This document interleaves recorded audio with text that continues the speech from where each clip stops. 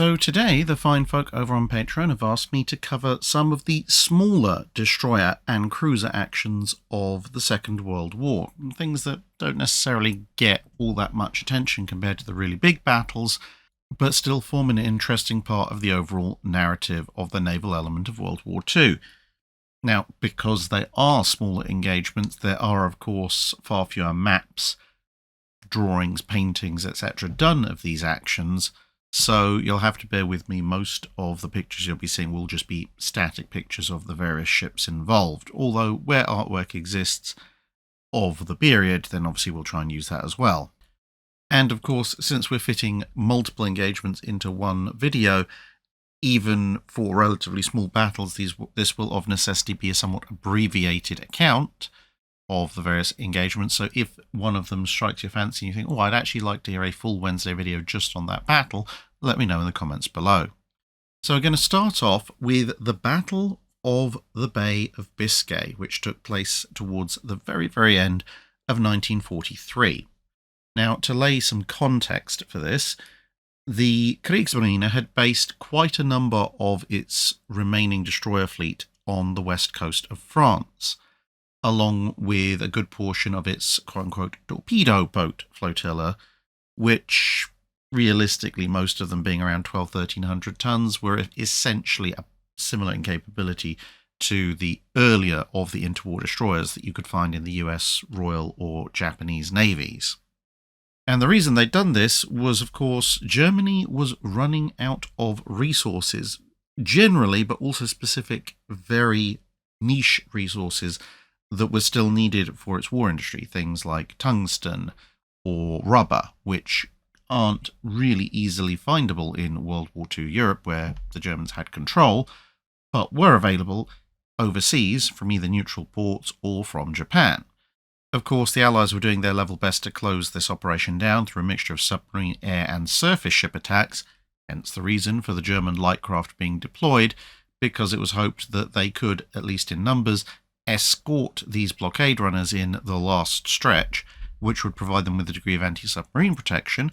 It should be able to drive off attacks by single British destroyers or destroyers in groups of 2 or 3, and it might even give the occasional cruiser pause for thought, because one cruiser versus half a dozen destroyers was usually held to be something of a dicey proposition. And of course, they had anti-aircraft guns of varying capabilities, which might then worry air attacks. So into this mix, we have 2 German blockade runners coming in, the Osorno and the Alsteröfer, I think that's how it's pronounced, both coming in from Japan with vital war materials. Now, Osorno managed to survive an air attack and make it almost all the way into port, except she then struck a wreck and had to be beached, but most of her cargo could be offloaded, so that was kind of a halfway victory. They'd got the materials, but the Osorno wasn't going anywhere anytime soon.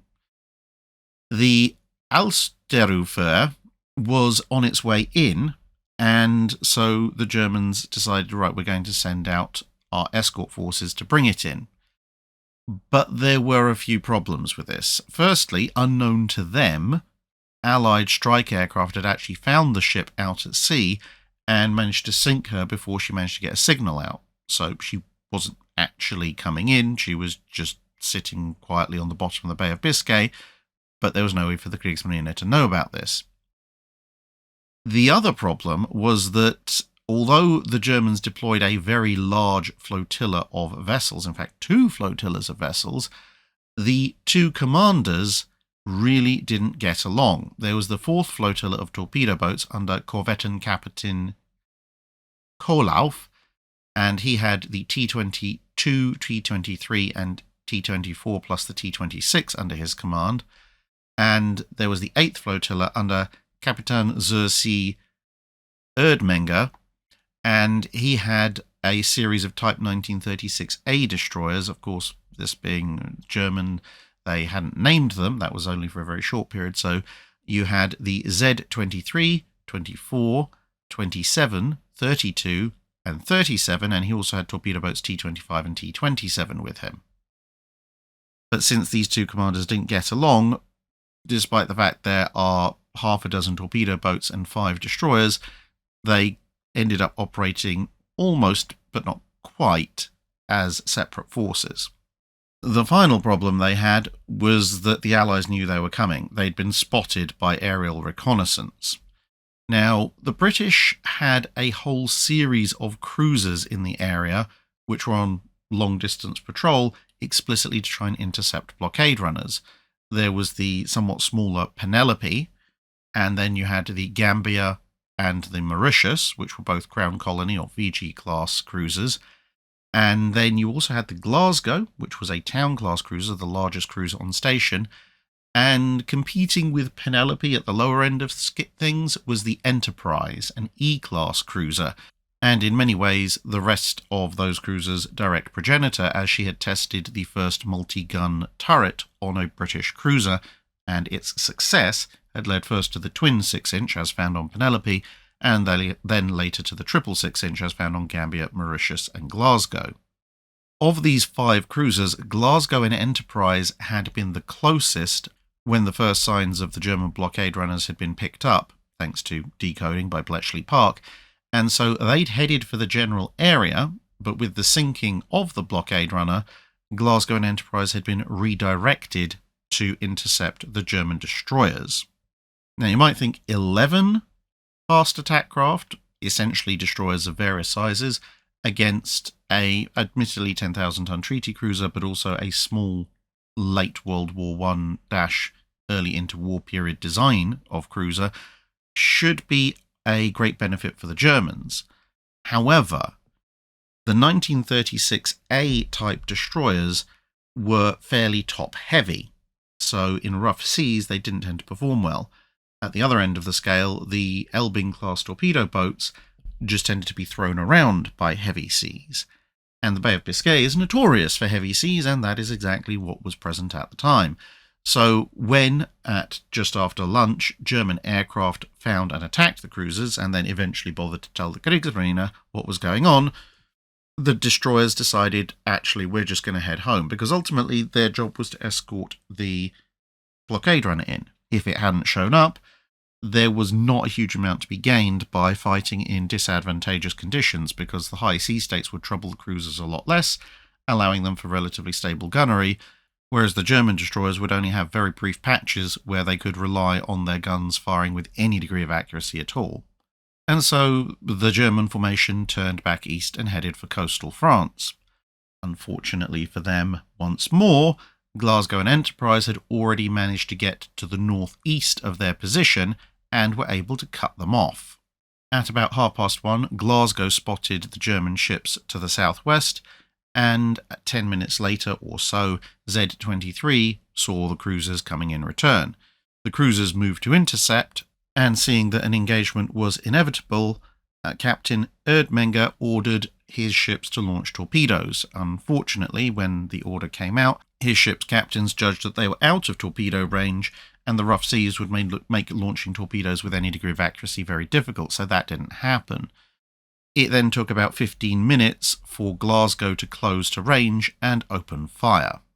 For the next half hour, both sides ran roughly south by southeast, with the two cruisers firing deliberate aimed salvos at the nearest German destroyers, whilst the German destroyers attempted to return fire. Erdmenger ordered another torpedo attack, and Z-23 loosed its torpedoes, but at over 18,000 yards in frankly appalling weather conditions, the chances of any of those hitting were slim to none.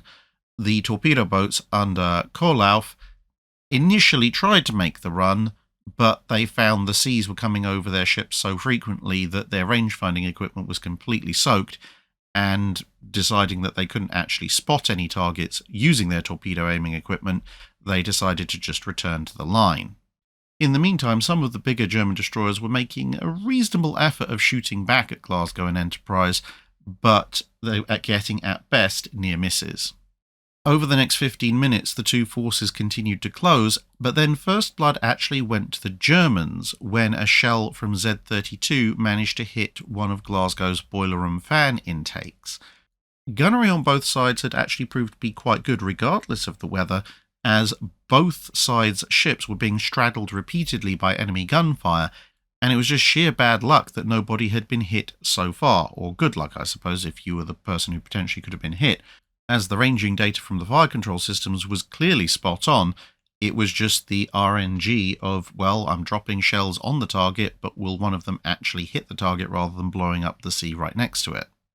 Erdmenga appears to have concluded that with 6-inch shells landing all around his ships consistently, it was only a matter of time before really bad hits started to occur, so he ordered his command to split up. And so T-26, T-25, T-22, Z-23 and Z-27 broke away and reversed course. Enterprise saw this and decided she was going to take those 5 while Glasgow handled the others. Almost an hour into the engagement as this manoeuvre took place, torpedoes that were launched by the German ships finally came somewhere in the vicinity of the British cruisers, with Glasgow actually having to manoeuvre to avoid one of them. But these manoeuvres had drawn the German ships closer still to the British, and this turned out to be a mistake, as Z-27, the formation flagship, took a direct hit from a 6-inch shell fired by Enterprise, which of course went straight through the destroyer's unprotected side, through a boiler room, and into an oil bunker where it exploded, causing a massive fire. As the destroyer began to lose power and slow down, she tried to fire more torpedoes, although to no avail. Realizing that his ship was probably done for, Erdmenga signalled to the rest of the ships in his formation that were still heading southeast to essentially save themselves and not bother with him. Faced with a choice of continuing to fire into accumulating gun smoke and running into head seas, Glasgow apparently seems to have decided actually she was just going to turn around and help Enterprise. This left the somewhat fragmented leading German formation able to make a run for home, with the exception of course of Z-27, but this was very bad news for the destroyers and torpedo boats of the formation that had been ordered to double back on itself. T-25 was at the rear of this column, and at about 5 minutes to 3, or just over an hour and 10 minutes after the engagement had started, a series of British shells landed, destroying her aft torpedo tubes, wiping out her amidships and aft anti-aircraft positions, and severing fuel lines, which caused her to slow down to a stop as well. To add insult to injury, another shell blew her forward funnel off. T-22 turned about to assist, but then was deluged by water from nearby shell splashes and thought better of it, and Glasgow shifted fire to T-26, knocking out her boiler room in short order. Despite dozens of torpedoes being in the water, no further tracks were reported close enough to the British ships to trouble them, and as the remaining German ships fled in all directions, it was time to mop up. Enterprise, which carried an unusually heavy armament for a British cruiser of 12 torpedo tubes, decided to use one of them to sink T-26 and then another to sink T-25. Glasgow found a silent and drifting Z-27 and put a few 6-inch salvos into her which detonated her magazines. In the end, the total score was 2 torpedo boats and a destroyer sunk by the Royal Navy, in exchange for a single shell hit to Glasgow and some splinter damage from near misses to Enterprise. The Germans had expended a total of 36 torpedoes, but only one of them had ever come close to Glasgow. A few months earlier, and on the other side of the world, another small action had been fought. This was the Battle of Vella Gulf. This was part of the Solomon Islands campaign. Guadalcanal had fallen, but the US forces were still trying to roll up the rest of the islands, and the Japanese had dispatched 4 destroyers, the Hagekaze, Arashi, Kawakaze, and Shigure, to take troops and supplies to the latest of the positions that the Japanese were trying to hold. Sent to intercept them was a force of 6 American destroyers, the Dunlap, Craven, Maori, Lang, Sterret, and Stack. The destroyers were quite happy with this operation, as up until now, US Navy doctrine had held that destroyers should operate with cruisers and remain relatively close to them. But this time there were no cruisers, which meant the destroyers would be able to operate pretty much independently, something that very few US destroyer formations had been able to do so far in the war, and especially in frontline engagements like this. By mid-1943, the Americans were aware that some Japanese ships had radar, and Commander Frederick Moosbrugger had taken this into account, just in case. He didn't know if these particular Japanese ships had radar, but it was better to plan tactics assuming that they did and not need those tactics than to assume the Japanese didn't have radar and be suddenly surprised. One thing they were very sure of, however, was that the Japanese radar wasn't as advanced as their own, and they knew that their older radar sets had had problems with distinguishing surface contacts from islands if landmass and ship were both down the same bearing. And so he split his ships into two formations, Dunlap, Craven and Maury, and Lang, Sterret and Stack. The first three actually had their full complement of torpedoes. The other three had landed some of their torpedo launchers in favour of anti-aircraft guns. His tactic was to have the destroyers place themselves between the Japanese destroyers and a nearby landmass, thus obscuring them from any radar the Japanese might have and making them harder to pick up with the low-light optical equipment as well, and drawing lessons from previous unsuccessful engagements where American ships had opened fire after launching their torpedoes, only to have return fire from the Japanese, including long lances, strike them first. He decided to fire the torpedoes and then wait to see what they would do before opening up with guns. The two formations of destroyers were also positioned such that if the Japanese spotted one or the other sets of torpedoes and turned to evade them, they would place themselves broadside on to the other incoming set of torpedoes. The result was an almost perfect ambush. 24 torpedoes were sent into the water, and all guns were trained out, waiting as the clocks counted down. A few minutes later, and big explosions and plumes of water were observed, and the American destroyers promptly opened fire. As it turned out, every single Japanese destroyer had been hit by torpedoes. However, Shigure had been hit by a dud right aft that actually just punched a hole in her rudder and continued on its merry way. This allowed Shigure to ripple fire off her own torpedoes, do a 180 and retreat into the darkness. Her own torpedoes missed, but she herself was not hit any further. The other three were not so lucky. Hagekaze, Arashi and Kawakaze were all immediately stopped with massive holes in their sides and were then set upon by salvos of rapid 5-inch gunfire. Either the torpedoes or the gunfire or both quickly set them all aflame, and they sank almost immediately. Such was the stealth, strength and speed of the attack that none of the American ships were hit. With the battle over almost before it had begun, the American ships then began to circle back looking for survivors, but most of the Japanese troops and sailors in the water refused to be helped, and as a result, over 1,000 of them would drown. A smaller group managed to get ashore, but they were very much in the minority. Still in 1943, but equidistant between the other two engagements, in early September, of course, the Italians had signed an armistice and officially bowed out of World War II, at least as far as being allied with the Axis was concerned. But in some cases, this left a little bit of awkwardness.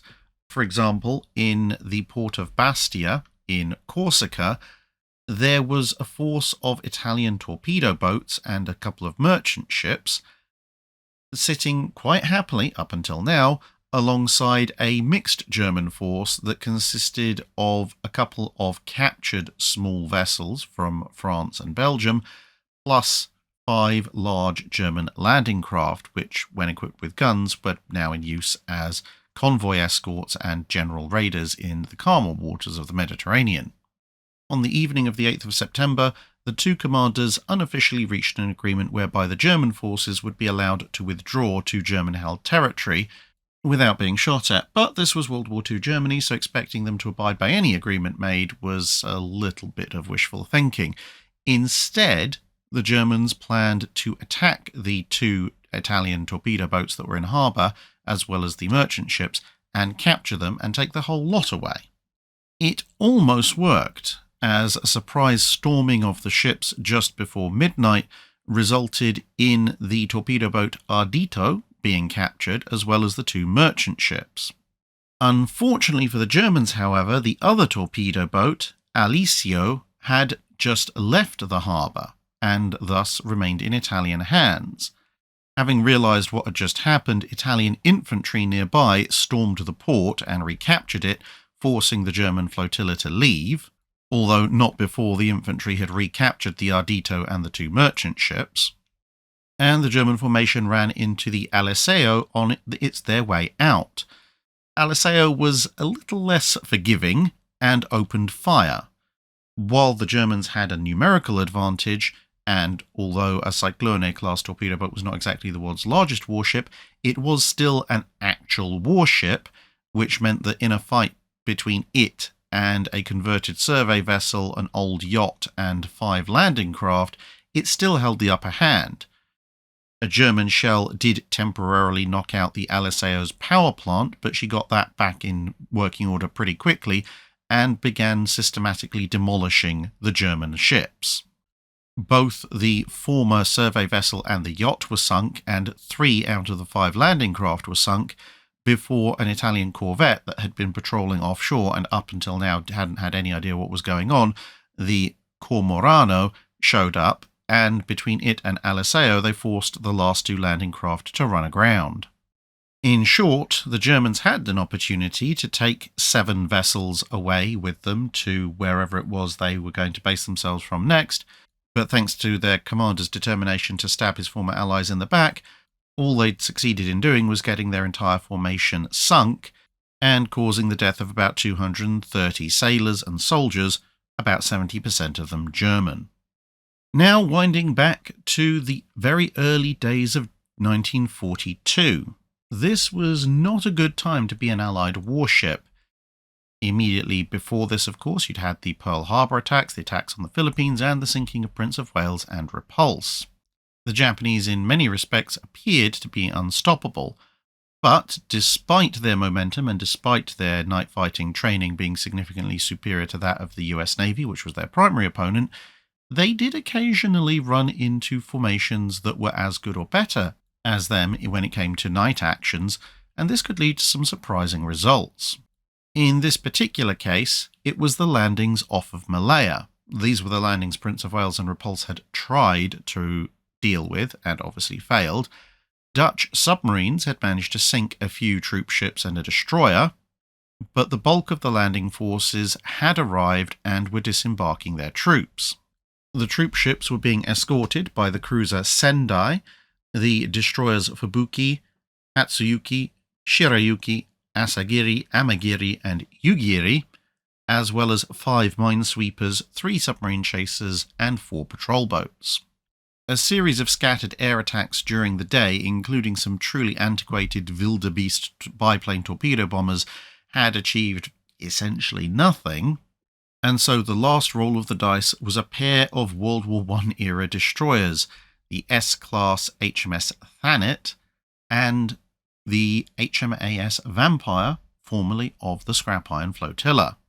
The Japanese thought that a pair of British light cruisers were approaching and deployed their forces to guard against them as appropriate. Thanet and Vampire decided, based on reports, that clearly there were far too many Japanese ships to actually fight straight up, so they were going to use the cover of night and their night action training to sneak in and go after the transports. If they happened to be attacked by the Japanese destroyers afterwards, well, at least they would have completed their primary mission. And so they approached the Japanese patrol line, first sighting the Amagiri. Thanet and Vampire made like Khajiit and decided to sneak, and managed to completely bypass the Japanese destroyer, which had no idea they were there. A few minutes later, a small minesweeper loomed up out of the darkness. Deciding that they were so close they must have been spotted, Vampire decided to attack, launching a pair of torpedoes at point-blank range. One torpedo missed by such a short distance that you could have reached out with a broomstick and poked it away. The other one was dead on target, but as it turned out, the minesweeper was such a small and shallow draft vessel, the torpedo went under it without detonating. The minesweeper, on the other hand, thinking it was safe inside the Japanese patrol line, appears to have concluded that it might have come under unintentional friendly fire attack, and so for the next 20 minutes just sat there trying to work out what had happened whilst not returning fire. Having completely penetrated the Japanese patrol line, Vampire and Thanet searched for the troop transports, but unfortunately, despite having fully loaded guns and still having most of their torpedoes available, it turned out that all their efforts were for naught. The intelligence had been wrong. The troop transports were actually a little bit further north. Of course, they didn't know that, so as far as they knew, they were just exploring an empty bay where they'd been told there were troop transports and not finding anything. And so, after about half an hour, they decided it was time to go home. On their way out, proceeding at speed, the two destroyers came across the Shirayuki and decided, well, might as well fire at something, and loosed their remaining torpedoes. But Shirayuki spotted Vampire and Thanet around the time the latter two were firing their torpedoes and managed to evade. There now followed an incredibly confused gun action as Shirayuki opened up on the two Allied destroyers, which laid a smokescreen and returned fire themselves. The Japanese ship managed to land a single hit on Thanet, which disabled its engines, something by now you might be recognizing as a perpetual hazard when unarmored destroyers, which are mostly machinery space by length, are hit by incoming hostile shells.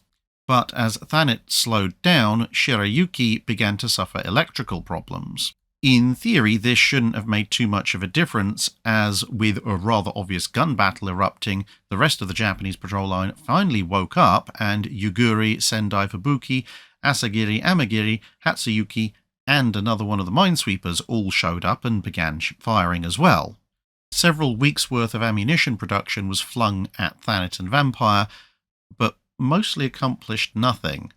Vampire managed to neatly slip away into the darkness, despite being under the guns and searchlights of almost the entire escort force.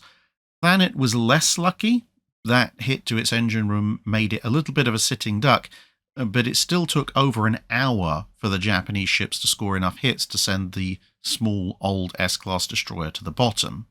Vampire, of course, managed to make good her escape, but this whole incident, whilst illustrating that the Royal Navy and Royal Australian Navy could fight and sneak about in a night action with the best of them, did, however, have a little bit of a downside. The report that Vampire left after the incident was, of course, not particularly flattering about the Japanese ability to fight at night, and this ended up having a slight negative influence on overall Allied strategy going forward, as it appeared to confirm some of the more questionable assessments that had been made pre-war about the Japanese capabilities in night actions. And one of the results of that was the Allied forces then not being as ready as they could have been when it came to incidents like the First Battle of Savo Island. And for the last action we're going to consider, we're going to travel all the way to the other end of the Second World War. This one took place on the night of the 15th to the 16th of May 1945. In contrast to the actions in early 1942, by this point it was the Japanese Navy that was very definitely on the back foot.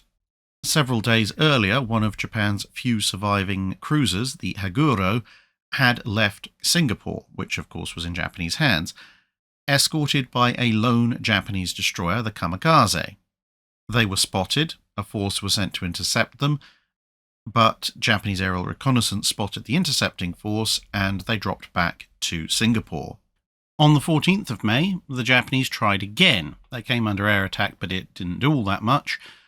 But this time, the 26th Destroyer Flotilla, under the command of the absolutely wonderfully named Captain Manly Power, was in position to intercept. The Japanese were once again informed that there was an Allied unit waiting for them, and once again they reversed course. But, having seen them do this once before, Captain Power was waiting for them, because he'd anticipated this and was positioning his destroyers on where he thought they would retreat to. The 26th was made up of the Samoreds, the Verulam, Venus, Vigilant and Virago, all being wartime emergency destroyers, and they were deployed in a skirmish line in a rather aesthetic thunder and lightning storm, waiting for Haguro to come past. At just past 1 in the morning, on the morning of the 16th of May, HMS Venus found herself in an attack position near to Haguro. She actually botched her attack completely, but Haguro didn't know that and thought that Venus had fired torpedoes because she'd been doing everything right, including an approach run, up until not being able to fire, and so Haguro turned away to avoid being hit. Unknowingly to Haguro, this meant she was actually sailing straight for Samorets and Verulam. Samorets spotted Haguro and Kamikaze coming in and opened up with guns on Kamikaze, crippling it. Haguro returned the favour with her 8-inch guns, at point-blank range, and star shells from both sides flew into the sky. Samurats began to take repeated hits, but at such short range, and again, with destroyers being fairly lightly built, these shells failed to explode or just passed straight through her. However, both Samurats and Verulam had fired torpedoes in return, and 10 minutes after the first sighting of Haguro, she'd been hit by 3 torpedoes. At this point, things got a little bit confusing as there was a random large explosion, which no one was quite sure as to the origins of. Captain Power aboard Samurats thought Kamikaze had exploded, Virago and Vigilant thought Samurats had exploded, and in reality it was probably one or more torpedoes exploding, either a torpedo exploding because it had porpoised out of the sea and hit the sea going back in particularly hard, or potentially, since the Japanese were also launching their own torpedoes, maybe the 1 in a million chance of a pair of torpedoes from opposite sides hitting each other had occurred. In any case, Kamikaze decided that discretion was the better part of valor and slipped away into the night. Haguro, crippled, would then take further torpedo hits. Venus managed to get a torpedo hit on Haguro, followed by Virago with 2 torpedo hits. Vigilant popped up and added another torpedo to the sinking mess of wreckage, and then Venus came back around and hit her with another 2 torpedoes. Most of these were probably unnecessary because at this point Haguro was on fire and sinking quite visibly, but it made doubly sure. And about an hour after first being sighted, Haguro had slipped beneath the waves. Job done, and with only minor damage to Samurats, the 26th disappeared off into the night, allowing Kamikaze to sweep back round looking for survivors. Although, as it turned out, having Kamikaze as an escort was not necessarily the best of ideas, as a few weeks later, one of Japan's rapidly diminishing stock of cruisers, the Ashigara, was again being escorted by Kamikaze when she would be sunk by the submarine HMS Trenchant. So that's a short summary of a variety of cruiser and destroyer actions from the Second World War, covering the Pacific theatre, early, late, the Mediterranean, and the Atlantic, and addressing all 5 of the major navies involved. So if you enjoyed this, and as I said, if you would like some more details on any one of these engagements, let us know in the comments below. We might schedule them for the full Wednesday video treatment at some point. But until then, thanks very much for listening, and see you again in another video. That's it for this video. Thanks for watching. If you have a comment or suggestion for a ship to review, let us know in the comments below. Don't forget to comment on the pinned post for dry dock questions.